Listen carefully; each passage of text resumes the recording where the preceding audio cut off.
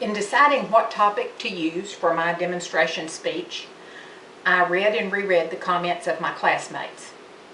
There were two fairly consistent themes that I noticed.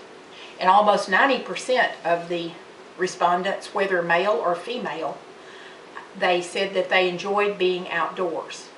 Whether it was for sports and exercise, for fresh air and sunshine, or just for the pure pleasure of it, 90% enjoyed being outdoors. The second consistent topic that I noticed was that of economics and the saving of money or being on a tight budget.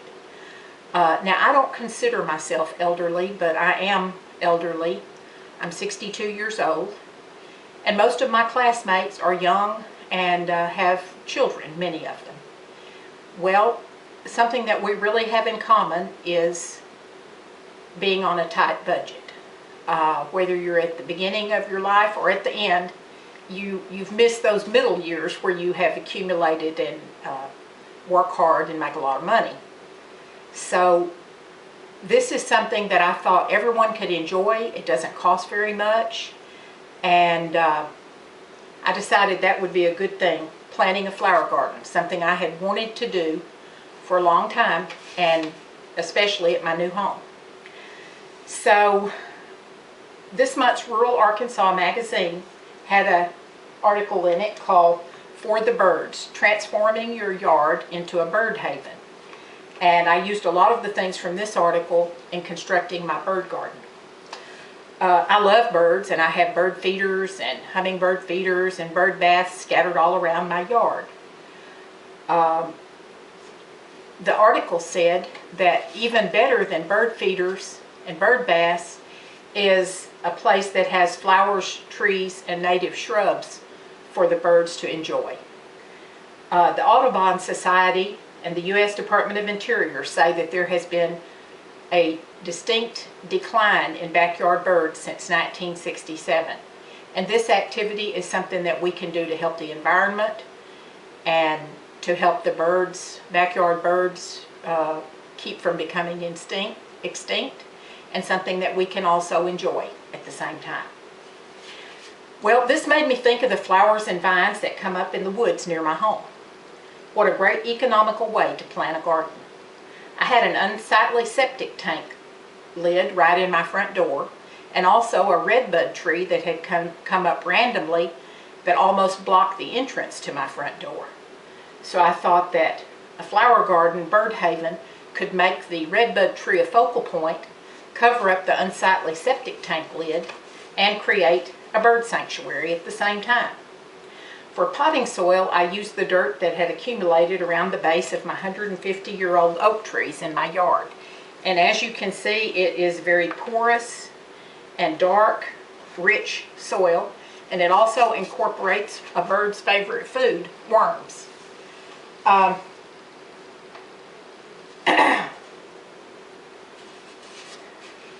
used an empty 50-pound dog food bag to transport the dirt. And since I have no wheelbarrow, and this saved me from having to buy one. This worked just fine and incorporated exercise into the activity of building my garden. A friend had offered me some nandina bushes. These are bushes that you've seen with the red berries on them that come up around Christmas. Well, the article in the Rural Arkansas stated that the red berries of nandina bushes are toxic to birds. So I decided I'd have to plant something else there, and I thought of the honeysuckle that grows near my home. And I could plant it at the back of my garden instead of the nandina bushes. It will also give the hummingbird something to enjoy, and it will give off a lovely scent. I dug up daffodils and wild onions for greenery, and from an old abandoned house place near my home, I dug up some yellow and purple crocuses and sweet williams. My sister recently gave me a potted sago palm, and it's similar to this one. Mine still has the limbs on it. This one is a new one that hasn't grown the limbs yet. But the article stated that bushes with prickly leaves help give the birds a refuge and a place to escape from their enemies.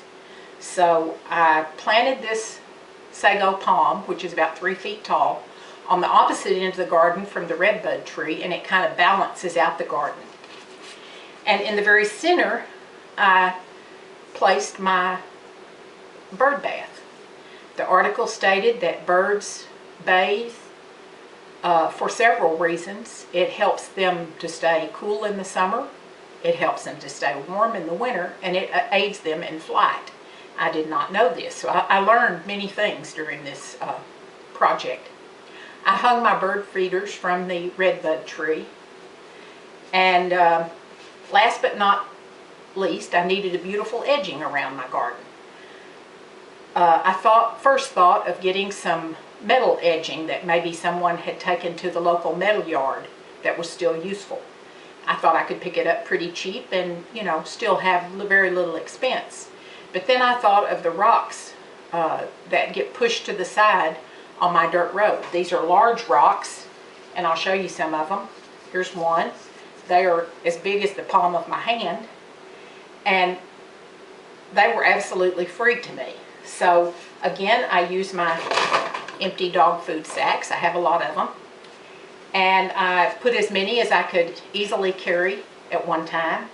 And again, it gave me something else to get a little exercise. It took several days to gather enough. You can see the results turned out very nicely, and I'm so happy with my garden, and it absolutely did not cost me a cent. It only cost me my time and labor.